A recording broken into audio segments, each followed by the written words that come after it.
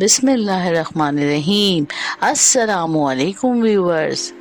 Chicken hot and sour soup एक खुशबू और जायके का मज़ेदार एपेटाइज़र है जो गर्मा गर्म सर्व होता है। ये चाइनीज़ खानों में आलमी शोहरत का हामिल है और इसकी तैयारी में चिकन, स्वीट कॉर्न, एग वेटलीज और चाइनीज़ स्पाइसेस शामिल होते हैं।